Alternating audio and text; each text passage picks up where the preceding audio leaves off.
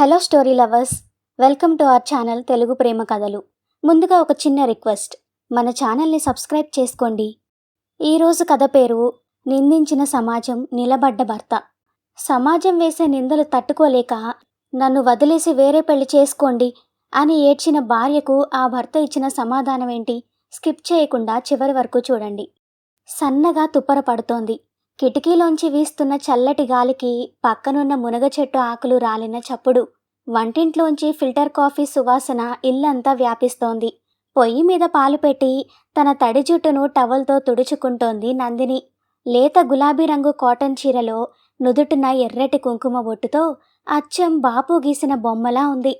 సరిగ్గా అప్పుడే వెనక నుంచి 2 బలమైన చేతులు ఆమె నడుమును చుట్టేశాయి. వణుకుతూ వెనక్కి తిరిగింది నందిని. తన భర్త సూర్య నిద్రమబ్బు కళ్ళతో ఆమె భుజం మీద గడ్డమానించి, ఏంటే పొద్దున్నే ఇంత అందంగా రెడీ అయిపోయావు? ఈ చలికి కాఫీ కన్నా ముందు ఇంకేదైనా ఇస్తే బావుండు కదా అంటూ ఆమె చెవి దగ్గర గుసగుసలాడాడు. నందిని సిగ్గుతో బుగ్గలు నొక్కుకుంటూ, వదలండి, ఎవరైనా చూస్తారు, పైగా పాలు పొంగిపోతాయి అంటూ తప్పించుకోబోయింది. సూర్య ఆమెను మరింత గట్టిగా లాక్కొని, పాలు పొంగితే తుడుచుకోవచ్చు, కానీ ఇలాంటి రొమాంటిక్ వాతావరణం పోతే మళ్ళీ రాదు కదా నందు. 3 ఏళ్లైనా నీలో ఆ సిగ్గు మాత్రం తగ్గలేదు అంటూ ఆమె మెడ మీద ముద్దు పెట్టబోయాడు. సరిగ్గా అదే టైంకి వీధి తలుపు దబాల్మని తోసుకొనొచ్చాడు సూర్య ప్రాణ స్నేహితుడు సత్తిబాబు. ఒరే సూర్య, నా బండిలో పెట్రోల్ అయిపోయిందిరా, నీ బండి తాళాలివ్వు, అర్జెంటుగా సెంటర్ దాకా వెళ్ళొస్తా అంటూ వంటింట్లోకి దూసుకొచ్చాడు. సూర్య నందిని ఉలిక్కిపడి దూరంగా జరిగారు. నందిని సిగ్గుతో ముఖం దాచుకొని పక్కకెళ్ళిపోయింది. సూర్య పళ్ళు కొరుకుతూ సత్తిబాబు వైపు చూశాడు. ఒరే సత్తి, టైం సెన్స్ అని ఒకటి ఉంటుందని ఏనాడైనా విన్నావారా? టీవీలో హీరోయిన్కి ముద్దు పెట్టబోయే టైంకి కరెక్ట్గా కమర్షియల్ యాడ్ వేసినట్టు మధ్యలో నువ్వూడి పడ్డావేంట్రా? నీ బండిలో పెట్రోల్ లేకపోతే నడుచుకుంటూ వెళ్ళు, నా ప్రాణాలెందుకు తీస్తావు అని విసుక్కున్నాడు. సత్తిబాబు ఏమి ఎరగనట్టు ముఖం పెట్టి, అదేంట్రా, నేను అడిగింది బండి తాళాలే కదా, దానికి టీవీలు యాడ్లు అంటావేంటి? ఓహో, వదినమ్మతో ప్రశాంతంగా కాఫీ తాగుదాం అనుకున్నావా? పర్లేదురా, నువ్వేం ఫీల్ అవ్వకు, నేనొచ్చినందుకు వదిన ఎలాగూ నాకు కూడా ఒక కప్పు ఇస్తుందిలే, ముగ్గురం కలిసే తాగుదాం అన్నాడు చాలా అమాయకంగా. లోపల నుంచి నందిని నవ్వాపుకుంటూ 2 కప్పుల కాఫీ తీసుకొచ్చి వాళ్ల చేతికి ఇచ్చింది. ఆ ఇల్లు ఎప్పుడూ ఇలా సూర్య అల్లరితో, సత్తిబాబు కామెడీతో సరదాగా గడిచిపోతుంటుంది. కానీ ఆ ఆనందం వెనక ఆ భార్యాభర్తల మనసుల లోతుల్లో ఎవరికీ చెప్పుకోలేని ఒక చిన్న వెలితి ఉంది. వాళ్లకు పెళ్ళై 3 ఏళ్లవుతున్నా ఇంకా పిల్లలు పుట్టలేదు.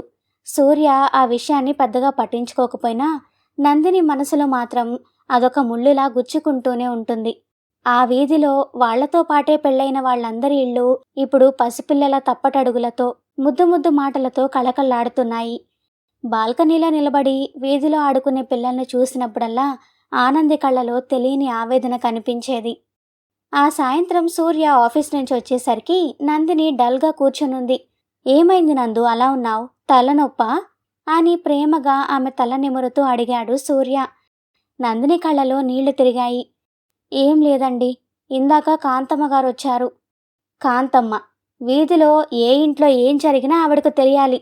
ఒకరి మాటలు ఇంకొకరికి చెప్పడంలో, లేనిపోని పొట్లాటలు పెట్టడంలో ఆవిడకు డాక్టరేట్ ఇవ్వచ్చు. చేతిలో ఎప్పుడూ ఒక విస్తరాకు పెట్టుకొని కుట్లల్లుకుంటూ ఎదుటి వాళ్ల జీవితాలను కుట్టేయడం ఆమె నైజం. ఆవిడొచ్చి మళ్ళీ ఏం వాగింది? సూర్య గొంతులో కోపం. ఏం లేదు, పెళ్ళైనా ఇంకా పిల్లలు పుట్టలేదేంటి నందిని? మా ఊర్లో నాటు వైద్యుడున్నాడు, మందిస్తాడు, వాడతావా అని అడిగింది. ఏమండి, నాకెందుకో భయంగా ఉంది, మనకి నిజంగానే పిల్లలు పుట్టరా అంటూ బోరున ఏడ్చేసింది నందిని. సూర్య ఆమెను గుండెలకు హత్తుకున్నాడు. పిచ్చిదానా, డాక్టర్లేమన్నారు? నీలో గాని నాలో గాని ఏ లోపము లేదు, కాస్త టైం పడుతుంది అంతే అన్నారు కదా. ఆ కాంతమ్మకి పని పాట లేదు, దాని మాటలు పట్టుకుని నువ్వెందుకు ఏడుస్తావు? నువ్వేడిస్తే నా ప్రాణం పోయినట్టుంటుంది నందు. నాకు ముందు నువ్వు ముఖ్యం, ఆ తర్వాతే పిల్లలైనా ఇంకెవరైనా. ప్లీజ్ ఏడవకు అంటూ ఆమె కన్నీళ్లు తుడిచి ఆమెను నవ్వించడానికి ఏవేవో జోకులు వేసి సముదాయించాడు. తన భర్త తనను ఎంతగా ప్రేమిస్తున్నాడో, ఎంతగా అర్థం చేసుకుంటున్నాడో తెలిసినా సమాజం అనే సూటిపోటి మాటలు నందిని మనసులో ఒక గాయంలా మిగిలిపోయాయి. ఆ మరుసటి రోజు సాయంత్రం మనసు కాస్త ప్రశాంతంగా ఉంటుందని గుడికి వెళ్ళింది నందిని. దేవుడి దర్శనం చేసుకొని గుడి ప్రాంగణంలో ఉన్న రావి చెట్టు కింద ఒంటరిగా కూర్చుంది. అప్పుడే ఓ 3 ఏళ్ల చిన్నారి ఆడుకుంటూ పరిగెత్తుకొచ్చి నందిని ఎదురుగా ఉన్న మెట్టు మీద తడబడి కింద పడిపోయింది. మోకాలికి చిన్న గీత పడి రక్తం వస్తుండడంతో ఆ పాప గట్టిగా ఏడవడం మొదలుపెట్టింది. ఆ పాప తమ వీధి చివరన ఉండే సుజాత వాళ్ళ పాప. వెంటనే పరిగెత్తుకు వెళ్ళి ఆ పాపను తన ఒడిలోకి తీసుకుంది నందిని. కంగారుగా తన చీర కొంగుతోనే ఆ పాప కాలికి అంటిన మట్టిని తుడిచి, "ఏం కాదు చిట్టి, ఊరుకో. భవానీమాతకి దండం పెట్టుకుంటే నొప్పి తగ్గిపోతుంది" అంటూ ఎంతో ప్రేమగా బుజ్జగించింది. తన చేతిలో ఉన్న ప్రసాదం కొద్దిగా తీసి ఆ పాప నోట్లో పెట్టింది.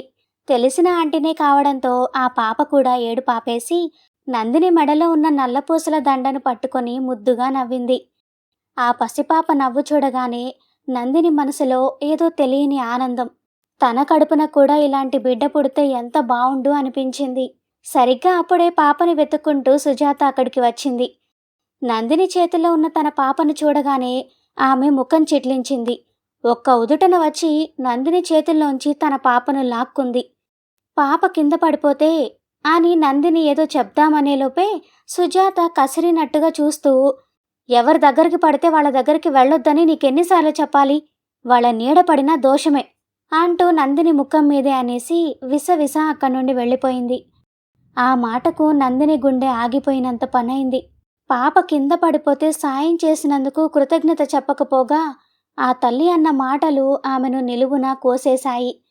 కళ్ళ వెంట నీళ్లు ధారగా కారుతుండగా, "అమ్మవ్వకపోతే ఒక పసిబిడ్డను ఎత్తుకునే అర్హత కూడా ఈ సమాజం నాకు ఇవ్వదా తల్లి" అంటూ ఆ రావి చెట్టు కిందే కూర్చొని కుమిలి కుమిలి ఏడ్చింది. మరో వారం గడిచింది.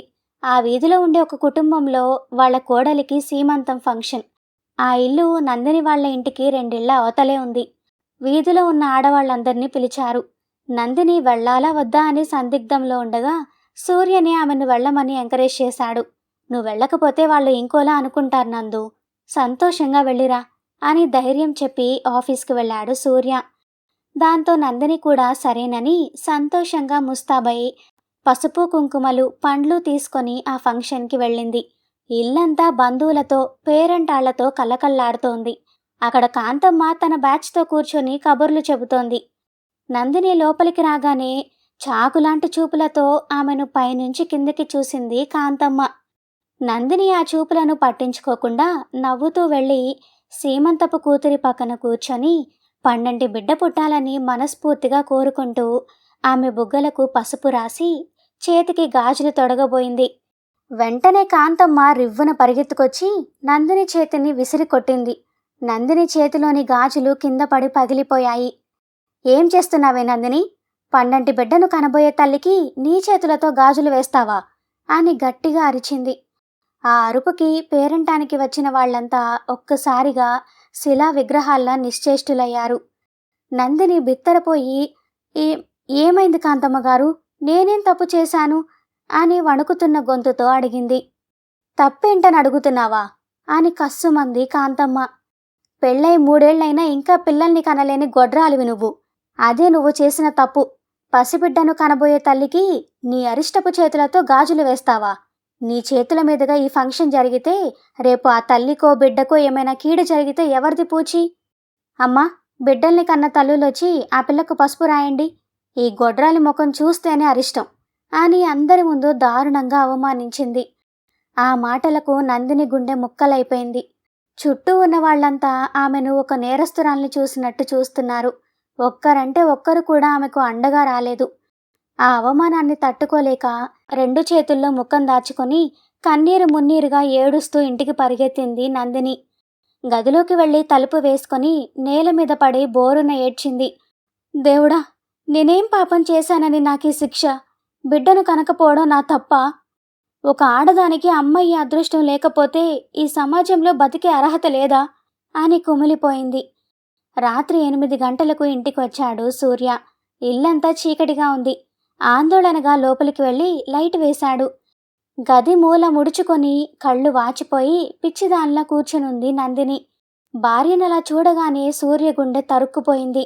పరిగెత్తుకుంటూ వెళ్ళి ఆమెను అక్కున చేర్చుకున్నాడు. నందు, ఏమైంది? ఎందుకేడుస్తున్నావు? అని కంగారుగా అడిగాడు. నందిని కన్నీళ్ల వరదలా మారి సూర్యను అల్లుకుపోయింది. పేరంటంలో జరిగిన ఘోరాన్ని చెబుతుంటే ఆమె గొంతు దుఃఖంతో పూడుకుపోయింది. నన్ను వదిలేయండి సూర్య, నేను గొడ్రాలిని. నా వల్ల 10 మందిలో మీకు అవమానాలు రావడం నాకు ఇష్టం లేదు. నాకెలాగూ ఆ అదృష్టం లేదు. మీరైనా వేరే పెళ్లి చేసుకొని పండంటి బిడ్డకు తండ్రి అవ్వండి. నేను పుట్టింటికి వెళ్ళిపోతాను అంటూ చేతులు జోడించి ఏడ్చింది. ఆ మాటలు వినగానే సూర్య కళ్ళలో నీళ్లు తిరిగాయి. తన భార్య కంట్లో నీళ్లు తెప్పించిన వాళ్ళని తలుచుకుంటేనే సూర్యకు రక్తం మరిగిపోయింది. లోపల రగులుతున్న ఆవేశాన్ని అణుచుకుంటూ నందినిని దగ్గరకు లాక్కొని గట్టిగా గుండెలకు హత్తుకున్నాడు. పిచ్చిదానా, ఇంకోసారి నన్ను వదిలేసి వెళ్తాననే మాట నీ నోటి వెంట రాకూడదు. నువ్వు నా జీవితంలోకి రావడమే నేను చేసుకున్న అదృష్టం. పిల్లల కోసం నిన్ను వదిలేసేంత స్వార్థపరుణ్ణి కానే కాదు నేను. ముందు ఏడు పాపు, నిన్ను ఏడిపించిన వాళ్ల సంగతేంటో తేలుస్తాన్రా అంటూ ఆమె కన్నీళ్లు తుడిచి చేయి పట్టుకొని బయటకు నడిచాడు. నేరుగా కాంతమ్మ ఇంటి ముందుకు వెళ్ళాడు. కాంతమ్మగారు, కాంతమ్మగారు, బయటికి రండి అని సింహంలా గర్జించాడు. ఆ అరుపుకి వీధిలో వాళ్లంతా బయటకొచ్చారు. సూర్య ఆవేశం చూసి కాంతమ్మ భయపడుతూ బయటకొచ్చింది. ఏంటి సూర్య, ఏంటి అరుపులు? అంది తడబడుతూ. సూర్య కళ్ళు కోపంతో ఎర్రబడ్డాయి. కానీ ఆవేశాన్ని అణుచుకుంటూ, కాంతమ్మగారు, తోటి ఆడదాని మనసు గాయపడితే దగ్గరకు తీసుకొని ఓదార్చాల్సిన వయసు మీది. అలాంటిది నా భార్యని నలుగురిలో గొడ్రాలు అని అవమానిస్తారా? అసలైన గొడ్రాలు ఎవరో తెలుసా? తోటి మనిషి కన్నీళ్లు చూసి ఆనందించే మీలాంటి వాళ్ళు గొడ్రాలు. మాకు పిల్లలు లేకపోతే మీకొచ్చిన నష్టమేంటి? మాకు లేని బాధ మీకెందుకు? అయినా మాకు పిల్లలు లేరని ఎవరన్నారు? తనలో నేను పసిపాపని చూసుకుంటాను. నాలో తను ఒక బిడ్డను చూసుకుంటుంది. దయచేసి ఇకపై మా జోలికి రావద్దు. నా భార్య కంట్లోంచి ఇంకొక్క కన్నీటి చుక్క రాలినా నేను మౌనంగా భరించే రకాన్ని కాదు అని వార్నింగ్ ఇచ్చాడు. ఆ వార్నింగ్కి వీధిలో ఉన్న వాళ్ళందరూ నోళ్లెళ్లబెట్టారు. కాంతమ్మ సిగ్గుతో తలదించుకుంది. సూర్య గర్వంగా నందిని చేయి పట్టుకొని తన ఇంటివైపు నడిచాడు. నందినికి ఆ క్షణం తన భర్త కొండంత అండగా అనిపించాడు. ఆ సంఘటన జరిగి 6 నెలలు గడిచాయి. సూర్య ఇచ్చిన ధైర్యంతో నందిని మళ్లీ మామూలు మనిషి అయింది.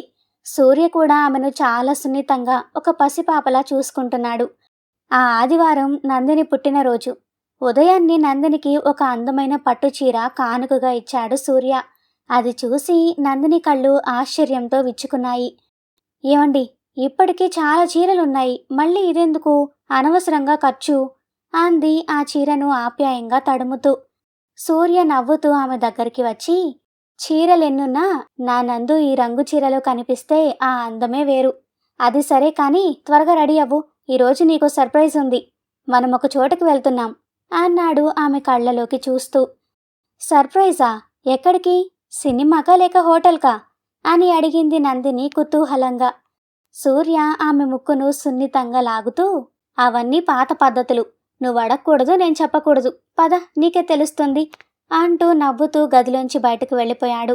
నందిని గబగబా రెడీ అయి వచ్చేసరికి సూర్య బైక్ స్టార్ట్ చేసి సిద్ధంగా ఉన్నాడు. బైక్ ఎక్కి సూర్య భుజం మీద చేయి వేసి కూర్చుంది నందిని. బండి సిటీ రద్దీని దాటుకొని ప్రశాంతమైన ఊరి శివార్ల వైపు సాగుతోంది. గాలికి ఆమె పట్టుచీర కొంగు రెపరెపలాడుతుంటే నందిని సూర్య చెవిలో గట్టిగా అడిగింది, ఇంకా ఎంత దూరం వెళ్ళాలి?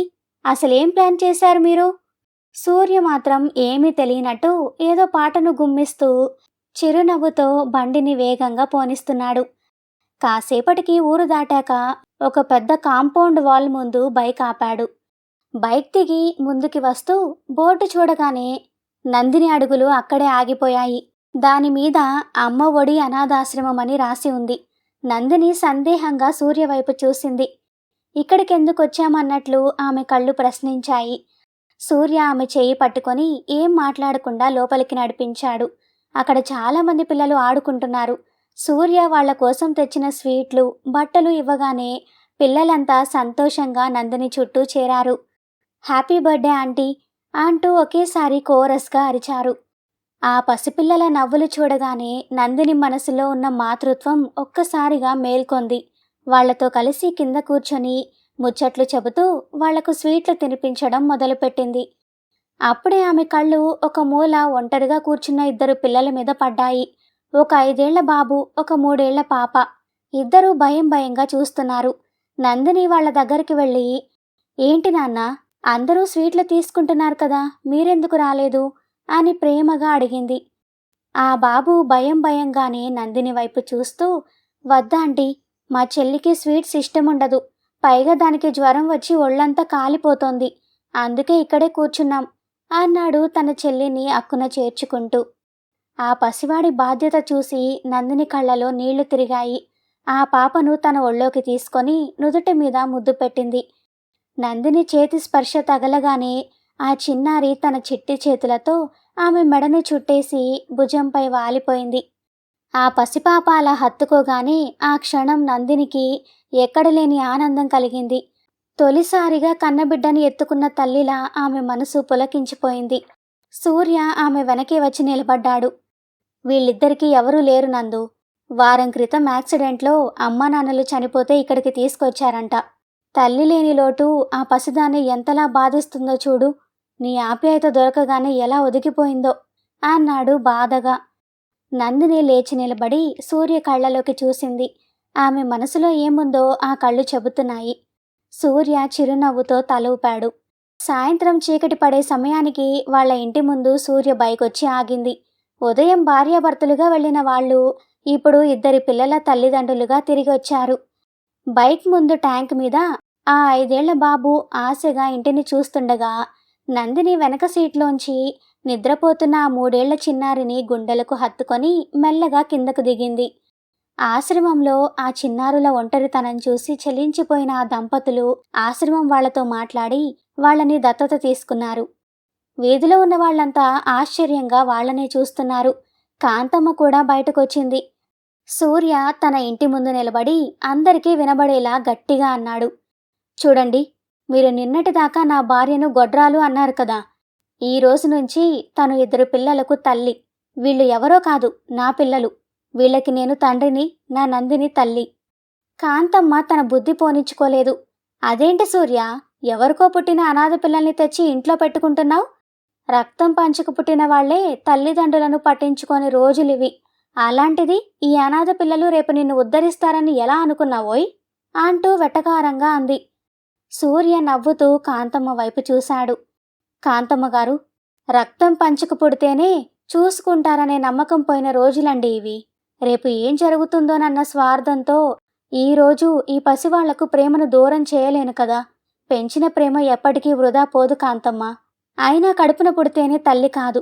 ఆకలి తీర్చి అక్కున చేర్చుకునే ప్రతి ఆడది ఆ యశోదమ్మతో సమానమే.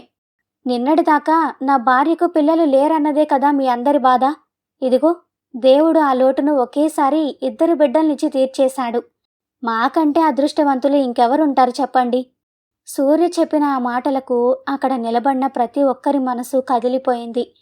కాంతమ్మ మాత్రం తన పంతం నెగ్గలేదన్న కోపంతో తలబిరుసుగా, ఏమోలే మీ కర్మ, అనుభవించండి అన్నట్టుగా మూతి తిప్పుకొని విసవిస అక్కడి నుండి వెళ్ళిపోయింది. అవేమీ పట్టించుకొని నందిని సంతోషంతో కన్నీళ్లు నిండుకున్న కళ్లతో సూర్య వైపు కృతజ్ఞతగా చూసింది. తన పిల్లలిద్దరినీ మరింత దగ్గరగా గుండెలకు హత్తుకుంది. అవమానించిన వాళ్ల ముందే తనకు తల్లి అనే హోదాను ఇచ్చిన భర్త తోడుండగా తనకంటే అదృష్టవంతురాలు ఈ సృష్టిలో ఇంకెవరూ లేరని మురిసిపోయిందామె. సో ఫ్రెండ్స్, చూశారు కదా, లోకం ఎప్పుడూ లేని లోపాన్ని వెతికి మరీ వేలెత్తి చూపిస్తుంది. కానీ కష్టకాలంలో నేనున్నాను అని భుజం తట్టే భర్త అండగా ఉంటే ఏ ఆడదైనా ఆత్మగౌరవంతో తలెత్తుకొని బతుకుతుంది. పిల్లలు పుట్టకపోవడం దేవుడిచ్చిన శాపమేమీ కాదండి. బహుశా ఆ దేవుడు ఇలాంటి అనాథ పిల్లలకు అమ్మయ్యే అదృష్టాన్ని ఆ రూపంలో ఇస్తాడేమో. కడుపున పుడితేనే పేగుబంధం కాదు. ఓ అనాథ బిడ్డను గుండెలకు హత్తుకొని ప్రాణంగా పెంచుకుంటే ముడిపడే ఆ ప్రేమ బంధం పేగుబంధం కంటే ఎంతో గొప్పది. పిల్లలు లేరని ఏ ఆడకూతుర్ని సూటిపోటి మాటలతో చంపకండి. ఇక పిల్లలేని దంపతులకు నాదొకటే చిన్న మాట, ఆ బాధలోనే కుమిలిపోకుండా అనాథ పిల్లలకు అమ్మా నాన్నలు అయ్యేలా ప్రేమతో ఓ అడుగు ముందుకేసి చూడండి. మీ జీవితం ఎంత అందంగా మారుతుందో మీకే అర్థమవుతుంది. ఈ కథ మీ మనసుకు నచ్చితే ఖచ్చితంగా లవ్ యూ అమ్మా అని కామెంట్ చేయండి. వీడియోని లైక్ చేసి మీ ఫ్రెండ్స్ అండ్ ఫ్యామిలీకి షేర్ చేయండి. మీరిచ్చే ఒక చిన్న లైక్ ఈ వీడియోని మరికొంతమందికి చేరుస్తుంది. ఇలాంటి మరెన్నో అద్భుతమైన కథల కోసం మన ఛానల్ని సబ్స్క్రైబ్ చేసుకోవడం మర్చిపోకండి. అలాగే పక్కనే ఉన్న బెల్ ఐకాన్ మీద క్లిక్ చేయండి. మళ్ళీ ఇంకో ఎమోషనల్ కథతో మీ ముందుకు వస్తాను. అంతవరకు సెలవు. Bye bye.